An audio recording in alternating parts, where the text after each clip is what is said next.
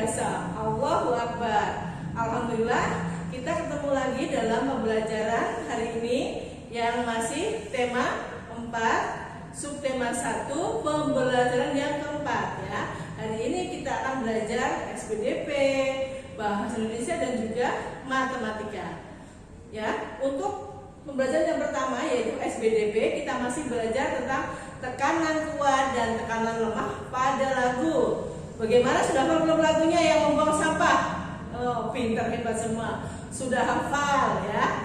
Dengan gerakan yang bagaimana? Ya, ceria. Pokoknya lagunya ceria, penuh semangat karena kita menjaga kebersihan. Ciptaan siapa anak-anak? Pintar, Bapak Ate Mahmud ya.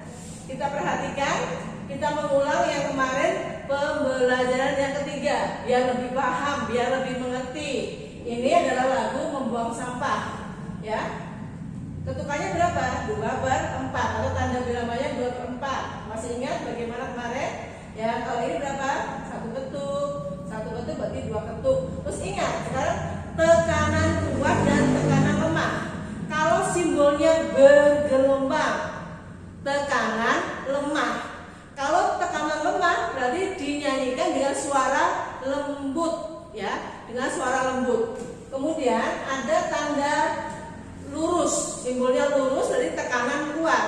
Kalau tekanan kuat dinyanyikan dengan suara apa nak? Ya pintar, suara keras. Jadi kebalikannya, tekanan lemah dinyanyikan dengan suara yang lembut. Kalau tekanan kuat yang lurus dinyanyikan dengan suara keras. Ya. Berikutnya kita lihat lagi. Nah, ini kemarin sudah belajarkan simbolnya atau tanda garis ya. Berarti dinyanyikan dengan suara keras. Ini tekanan kuat, ini tekanan lemah ya. Berikutnya ya, kita akan belajar bahasa Indonesia. Masih tema 4 ya, subtema 1, pembelajaran yang keempat ya. Ini ada sebuah teks. Nanti teksnya ada 2 paragraf ya. Kita lihat ya, judulnya halaman rumah yang kumuh harus dibersihkan. Membaca dengan intonasi yang jelas dan suara yang nyaring ya. Disadari atau tidak, halaman rumah terkadang jarang diperhatikan. Sampah berserakan, tanaman bunga juga jarang disiram. Tanaman bunga menjadi kering dan banyak yang mati. Halaman rumah menjadi kumuh dan gersang. Paragraf kedua, halaman rumah yang kumuh harus dibersihkan. Sampah-sampah harus disapu dan dibuang ke tempatnya. Jika perlu, sampah dapat didaur ulang. Salah satu hasil daur ulang adalah pupuk kompos. Tanaman bunga harus disiram setiap hari. Pot bunga juga harus tersusun rapi. Halaman rumah akan terlihat rapi dan asri. Ya, tentunya semuanya punya halaman rumah kan? Ada yang halaman rumahnya sempit, ada yang luas. Kalau sempit bisa diakalin ya. Kita menanam dalam pot, namanya tabula pot. Tanaman bunga, buah dalam pot. Kalau halamannya luas bisa langsung di tanah, bisa tambah pot lagi. Wah, keren, nanti rumahnya jadi sejuk, jadi asri dan indah ya. Terus memelihara tanaman itu harus ada peralatannya. Kita jaga kebersihannya. Tanamannya dirawat, disiram setiap pagi dan sore hari biar tidak mati. Ya, kan pasti tanaman itu nanti ada daun yang sudah tua, layu terus kering, nah jatuh. Itu juga harus dibersihkan. Karena kalau tidak, ya akan apa? Mengotori lingkungan. Ya. Jadi sampah-sampah tadi, sampah-sampah daun tadi bisa nanti diolah. Jadi nggak boleh dibakar, nanti menimbulkan apa? Asap yang bisa mengganggu tetangganya. Kamu bisa olah nanti. Jadi apa tadi bacaan? Jadi pupuk kompos. Jadi sampah daun, sampah batang-batang yang kering atau bunga-bunga yang kering bisa kita olah menjadi pupuk kompos. Ya, pupuknya juga begitu. Jadi kalau ada kumpul-kumpulkan taruh di pot, tambahin biarkan saja lama-lama jadi pupuk kompos, bisa dimasukkan ke dalam pot yang jadi subur nanti. Nah, dari kata-kata tadi ada kata-kata yang susah atau baru mungkin kamu kenal, namanya kosakata. Apa tadi? Daur ulang. Kemudian yang kedua adalah pupuk kompos. Kemudian ketiga ada kata kumuh. Nah, nanti kita akan belajar apa arti kata-kata tersebut. Ya, perhatikan. Kosakata dalam teks yang kita baca tadi, yang pertama ada kata kumuh, ya, kumuh, ya, artinya kotor dan tercemar, ya, lingkungan, ya, mau itu rumah, mau halaman, mau jalan, kalau tidak dibersihkan akan terlihat kumuh. Kumuh itu berarti tercemar, ada kuman, ada penyakit di situ, bisa jadi sarang tikus atau sarang nyamuk, sarang lalat dan sebagainya. Nah, itu nanti terlihat kumuh dan tidak sehat untuk dijadikan tempat tinggal. Maka harus apa? Biar tidak kumuh, harus dibersihkan biar bebas dari kuman, karena ini sudah tercemar dan kotor. Ya.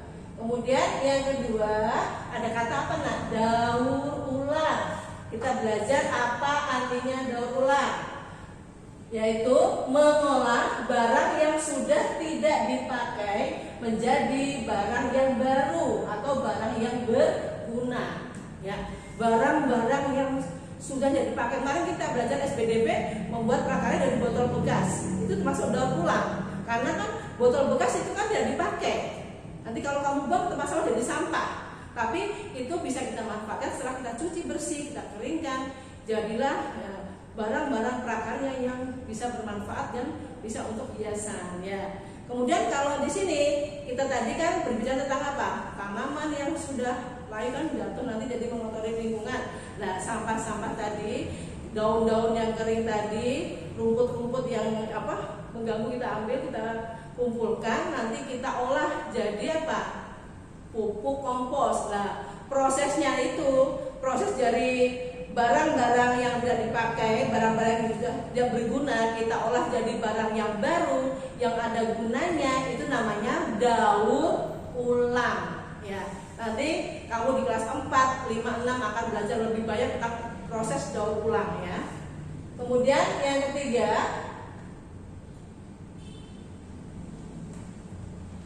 pupuk kompos. Nah, apa itu pupuk kompos? Pupuk yang berasal dari tanaman, ya.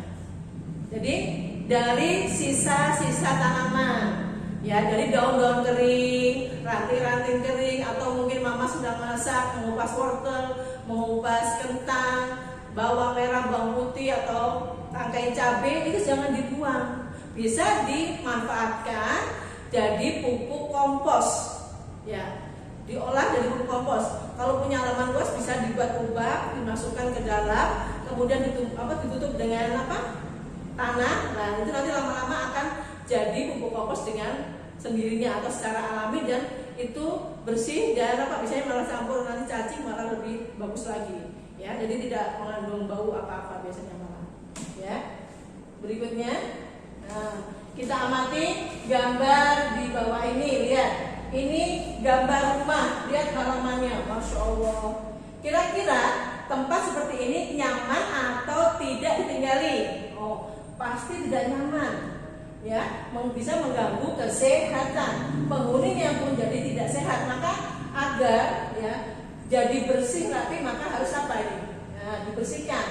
Ya, ini kita akan lihat ini ciri-ciri rumah sehat atau yang tidak sehat. Oh ya, yang tidak sehat. Ya. Kalau kita lihat apa saja tadi sesuai dengan gambar, kita akan cari ciri-cirinya apa saja. Yang pertama, tadi ada sampah berserakan dan bau, Pak.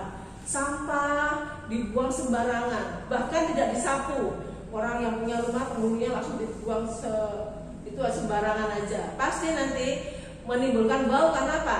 Sampah-sampah yang organik itu kan bisa membusuk. Kalau dari sisa ikan, makanan, pasti lama-lama akan digambar jadi bau, ya, mengganggu indera penciuman kita, mengganggu kesehatan kita. Ciri yang kedua yaitu banyak daun berserakan. Ada pohon mangga, ada pohon rambutan, biasanya Jakarta itu kan gitu. pasti tiap hari itu ada rontokannya. Bu Miftah aja tiap pagi nyapu, bangun tidur bisa subuh langsung nyapu, masya Allah itu daun mangga. Ntar sore lagi, oh datang lagi sampahnya. Jadi nggak ada habis-habisnya, emang begitu. Jadi kalau kita mau nanam tanaman harus mau ambil risiko, harus bersihkan setiap hari. Ya, jadi yang ketiga, tempat sampahnya berserakan tadi, tempat sampahnya ditendang sama kucing. Jadi apa? Berkelimpangan, sampahnya keluar-keluar. Nah, itu tadi rumah tadi tidak dibersihkan. Jadi ciri-ciri rumah yang tidak sehat, ya. Atau halaman tidak sehat. Maaf. Yang D, banyak rumput pengganggu yang tidak dipotong. Itu secara alami, ya. Namanya juga tanah yang subur, pasti ada rumput-rumput yang ya tumbuh, rumput liar atau rumput pengganggu, maka harus dibersihkan. Tadi rumah tadi tidak dibersihkan. Tadi yang ini adalah ciri-ciri halaman yang tidak sehat. Maka harus apa? Segera dibersihkan agar tidak mengganggu kesehatan. Demikian anak-anak, setelah ini kalian belajar matematika dengan rumah tentang bangun datar. Belajar terus, semangat. Alhamdulillah anak-anak ketemu lagi dengan Umar di muatan matematika pada pembelajaran keempat hari ini. Kalau tadi kalian di awal sudah belajar SPDP dengan Bu Miftah, nah lalu dilanjutkan bahasa Indonesia juga dengan Bu Miftah. Nah untuk pembelajaran 4 ini khusus sama Bu Guru, tidak ada bapak gurunya ya, karena satu dan lain hal. Tapi insya Allah tidak mengurangi ilmu yang diberikan ya. Nah sekarang hari ini kita akan belajar muatan matematika. Mau belajar apa kita hari ini? Kalau sebelumnya kalian sudah belajar tentang luas garis, lalu kemarin kalian sudah belajar juga berbagai macam bangun datar ya, sudah dikerjakan kan tugasnya. Nah sekarang kita akan mengenal sisi, sudut, dan titik sudut pada bangun datar. Nah apa sih sisi itu? Mari kita lihat ya anak-anak. Sisi adalah garis tepi yang membatasi suatu bidang datar ya. Jadi sisi itu adalah garis tepinya, pinggirannya, sampingnya. Tuh kemarin udah Umar jelaskan. Nah, itu namanya sisi pada bidang datar ya. Kalau kemarin di awal kita belajarnya luas garis. Lalu yang kedua ada sudut. Nah, sudut itu adalah daerah pertemuan antara dua sisi. Jadi kalau garis ketemu garis, dia akan membentuk sebuah sudut seperti itu ya. Lalu yang ketiga ada titik sudut ya. Nah, titik sudut adalah titik pertemuan ya antara dua sisi. Jadi kalau sisi ketemu sisi, nah ujungnya itu adalah titik sudut. Nah, supaya kalian lebih jelas, mari kita lihat gambarnya. Ini adalah contoh dari bangun datar jajar genjang ya. Kalau orang dulu namanya bilangnya jajaran genjang, sekarang namanya jajar genjang. Nah, dilihat baik-baik ya. Ini jajar genjang. Yang mana kah sisi? Ini sisi nih. Nih garis ini sisi. Nih sisi nih ya. Ini namanya sisi ya. Oke. Lalu yang kedua nih. Kalau garis ketemu garis, kita kasih lengkungan dalamnya. Ini namanya sudut. Ya nak, nih namanya sudut. Nah, ini ketemu ini, nanti dikasih garis lagi sini lengkungan sudut. Ini garis ini ketemu garis ini sudut. Garis ini ketemu garis ini namanya sudut. Nah, kalau titik sudut itu yang mana? Nih, ujungnya ini. Nih, guru kasih tanda titik besar di sini. Itu namanya titik sudut ya. Nah, sekarang kita harus tahu ada berapa nih sisinya. Nih 1, 2, 3, 4. Lalu sudutnya kita lihat lagi. Ini kita kasih 1, 2, 3, 4. Titik sudutnya sama 1, 2, 3, 4. Nah kita lihat gambar yang lebih jelas di sampingnya. Nah jajar genjang, banyak sisi 4, banyak sudut 4, banyak titik sudut juga 4. Tadi kita sudah hitung ya di gambar yang sebelah sini. Nah lalu berikutnya, gambar berikutnya adalah gambar persegi panjang. Oke, nah persegi panjang. Nih sisi ya. Tadi udah sama kita jelasin sudut. Ketemu ini jadi dikasih ruang. Ini ketemu ini kasih lagi. Ini sama nih ada 4. Titik sudut sama yang tadi. Nih ujung-ujungnya ini. Nah, kita hitung ada berapa sisinya?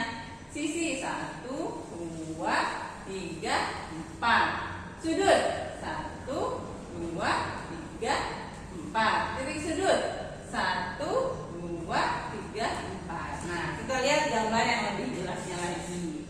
Ini adalah persegi panjang. Banyak sisinya 4, banyak sudutnya 4, banyak titik sudutnya 4. Nah, ini matematikanya baru yang 4. Nanti kalian diminta tugasnya adalah di situ ada beberapa bangun datar yang harus kalian tuliskan. Misalkan gambar yang A adalah segitiga. Segitiga itu kamu cari sisinya ada berapa? Karena kan kalau segitiga pasti bentuknya tidak seperti ini. Nah, kamu cari sisinya ada berapa, sudutnya ada berapa, dan titik sudutnya ada berapa. Begitu juga dengan bangun datar yang lain. Karena kemarin kamu sudah menuliskan yang mana trapesium, yang mana jajar genjang, yang mana persegi, yang mana persegi panjang. Sesuaikan dengan gambarnya ya. Alhamdulillah pembelajaran 4 hari ini sudah selesai.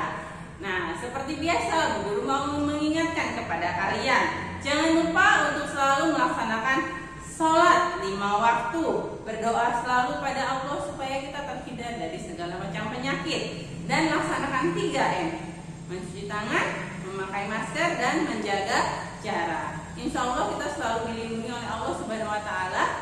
Nah, satu lagi diingatkan ya, SD Pelita membuka pendaftaran untuk siswa-siswi baru tahun 2021-2022 mulai dari tanggal 2 November sampai dengan tanggal 3 Maret 2021. Bagi kalian yang punya adik atau saudara, segera daftarkan ke SD Pelita ya. Anak-anak soleh membangun generasi yang mantap. Wassalamualaikum warahmatullahi wabarakatuh.